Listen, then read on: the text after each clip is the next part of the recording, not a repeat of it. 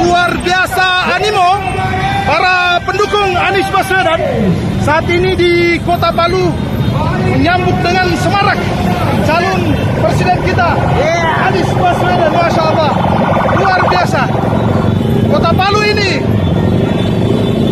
sambutan yang sangat luar biasa dari kader partai pengusung beserta dengan 22 simpul relawan pada hari ini menjemput calon presiden 2024 Anies Baswedan. Tampak iring-iringan puluhan ribu masyarakat Kota Palu yang tumpah ruah di jalan-jalan untuk menjemput Bapak Anies Baswedan, memberikan sambutan hangat kepada calon presiden kita 2024-2029. Luar biasa Palu, Masya Allah. Ini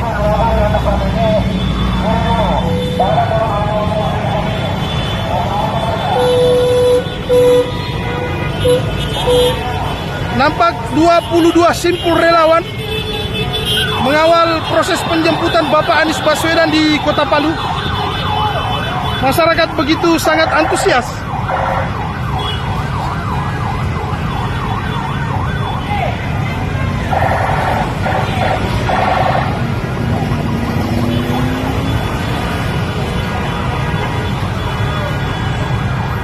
Demikian laporan sementara kami dari Kota Palu, Sulawesi Tengah.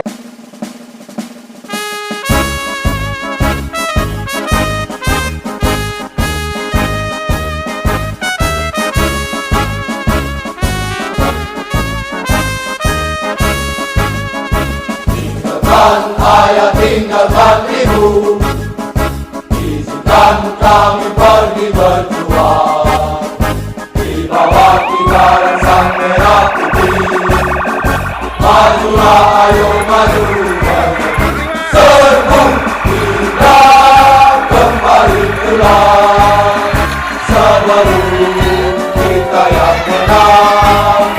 Walau banyak terdapat di medan perang demi bangsa, kita akan berjuang.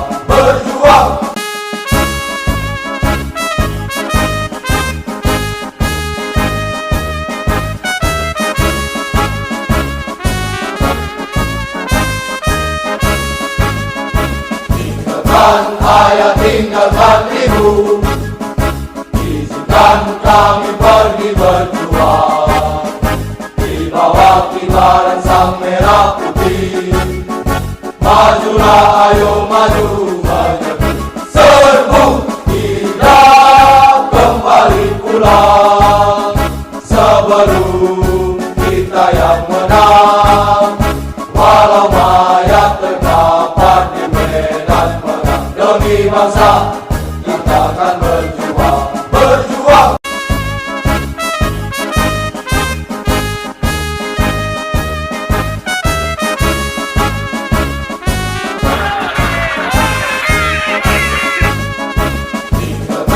Ayah, tinggalkan ibu, izinkan kami pergi berjuang di bawah kibaran sang merah putih. Majulah, ayo maju, serbu tidak kembali pulang sebelum kita yang menang. Walau mayat terdapat di medan perang demi bangsa, kita akan berjuang. Tentang Sulawesi Tengah yang tenang dan damai, maka menjaga Sulawesi Tengah untuk tenang dan damai, menjaga Indonesia tenang dan damai, bukan dengan menghadirkan aparat keamanan yang membuat semuanya merasa khawatir untuk bergerak, tapi dengan menghadirkan rasa keadilan sosial bagi semuanya.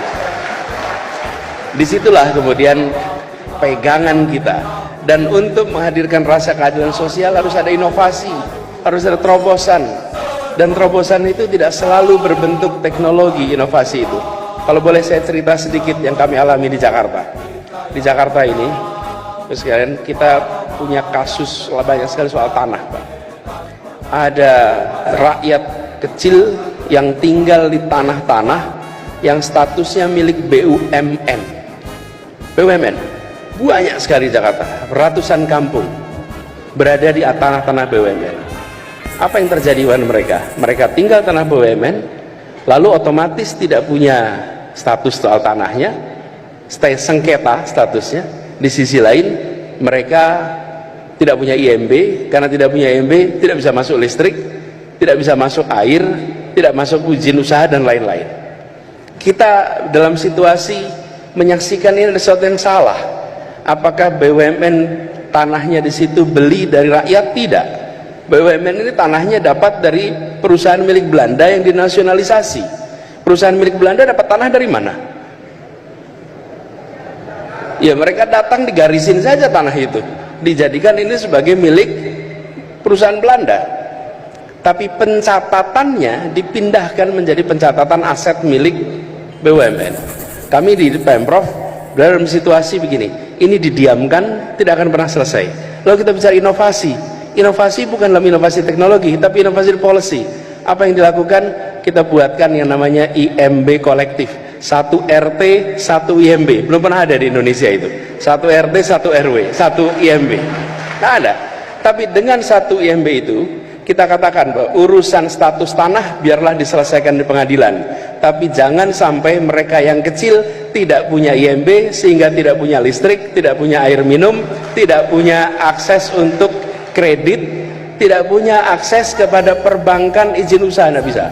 Begitu dapat IMB, langsung mereka dapat semua kesempatan yang setara dengan yang lain. Kenapa inovasi itu dilakukan? Karena kita melihat di kota itu yang besar tambah besar, tapi yang kecil berdekade-dekade tetap kecil. Tugas negara hadir untuk memberikan terobosan agar yang kecil tumbuh menjadi besar.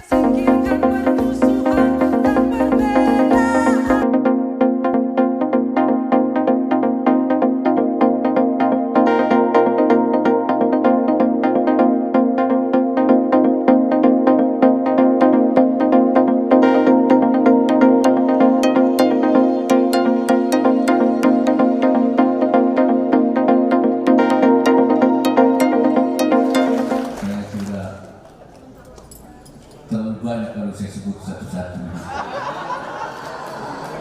Terlalu banyak tokoh potensial kami.